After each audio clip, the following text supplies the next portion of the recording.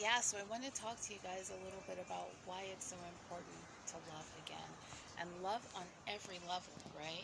So, like, what am I seeing, and why are you even talking about this, Veronica? Like, ugh, I'm not even ready for emotions like that. But, right now in this time, there's a lot of fear. I talk a lot about how everything is happening outside of us, right? Everything is happening outside of us. Uh, COVID, a second wave, fear of like shutdowns again, fear of not having enough, a lot of just fear, a lot of anxiety. All this is what's going on inside of all of us and around all of us. And it could be really easy to get sucked into that mess. It really could. So in this, it's so important. It's hot out here. But in this, it's really important to just really remember ourselves.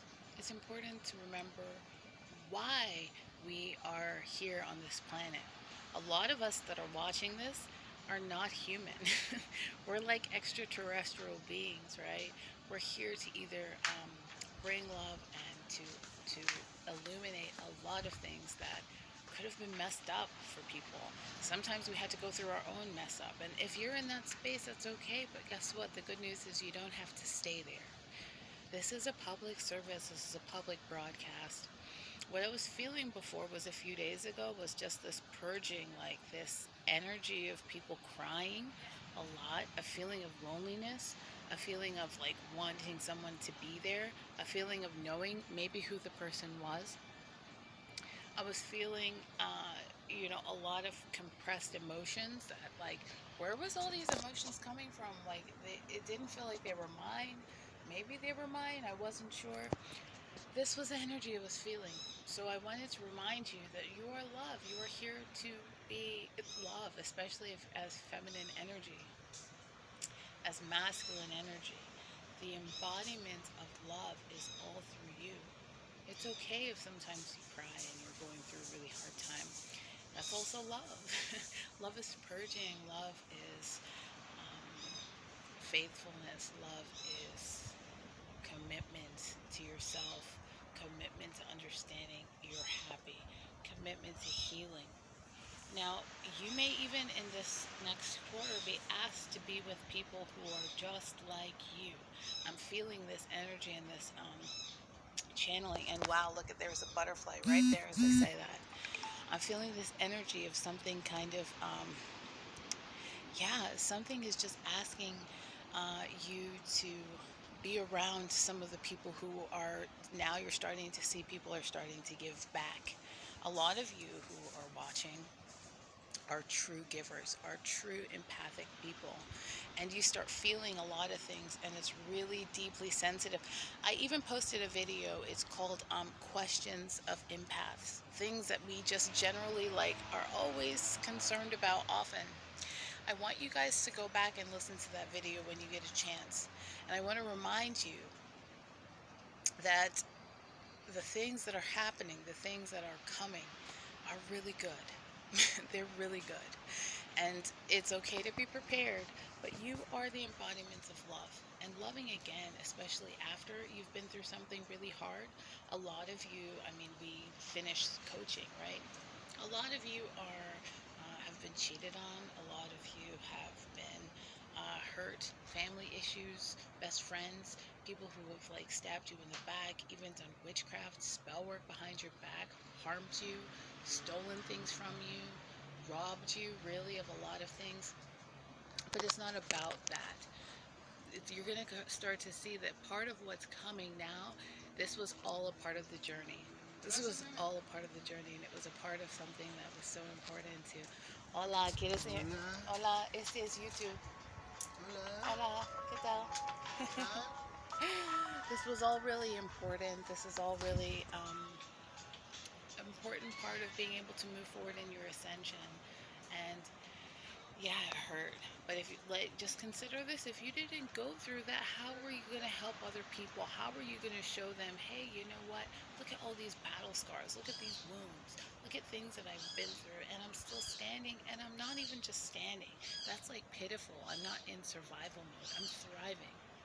It took for a lot. It took for you to get on be crawling out through your knees, through, just to go through hell, just to be able to get to a really good space. I'm here to remind you today that you are here to love. And loving again feels hard, but it's going to be one of the best, most worth it, if that's a word, exciting, terrifying journeys.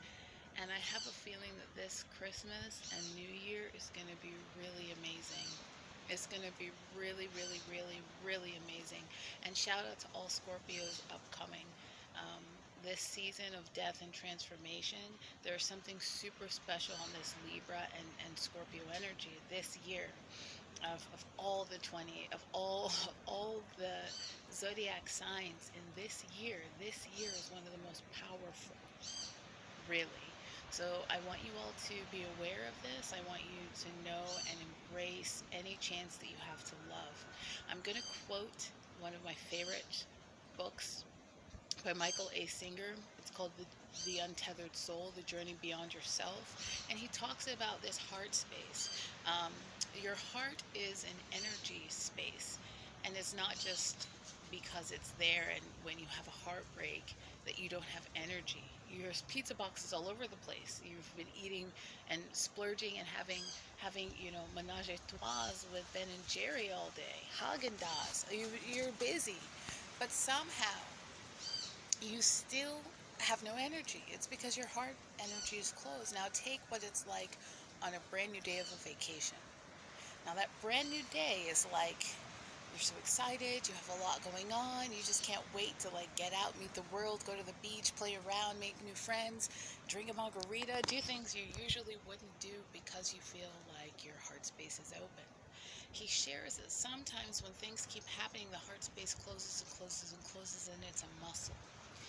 And in one of these, and the ability to keep the heart space open is where a lot of the energy comes from. You can see people who are super old and they're moving around like whippersnappers, like they got pep in their step.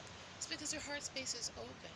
So in this activity today, for this assignment, for the remainder of this video, or the day after you've seen this video, I want you to practice keeping your heart space open. When somebody criticizes you, stay open, see what happens. This is also a trick in sexuality. David Data also talks about this. When your heart space, like when you feel it closed, when you feel someone criticize you, when you feel somebody say something nasty to you, now trust me, like this is not an easy exercise, okay? But if you do this today, imagine how much momentum you're going to continue building on and on and on. As a matter of fact, try it for the whole week. Every time that somebody has something negative or you feel your heart space start to close, resist and stay open. Actually do the opposite of what you feel like you want to do when you close. Now, what do? I mean, like, why am I sitting here telling you to do this? Because I do it myself, and sometimes I also need a reminder. Like, let's be honest. I need a reminder too. And I noticed that surfing today, like when I was out on the waves, I was like tired of getting the same questions. You're from Nigeria? Have you heard of Skeletor? What's your name? Where are you from? And like sometimes I'm like, and even like people who come out here to say rude things, I'm not really one to bash any particular culture. But when you start saying racist stuff about people of color, then I start getting upset. So I felt my energy close. Like, why was this girl saying that about the good people and the country you just came to visit? Like, why would you even say that? That is so disrespectful. Like, anyways, never mind that. But the thing was, I felt my heart close. I didn't even want to look at her, and I just said out loud, like, you know me, I'm bold. I'm not gonna be shy. I stayed open. And like sometimes it's forgiving the other person, sometimes it's just staying open and being open to and receptive to that. See what happens when the things that seem to cause you fear and you stay open. See what happens when you do that. This is today's broadcast. Love is coming your way, and you're going to be asked to put it on. Go and look that song up by Bob Marley.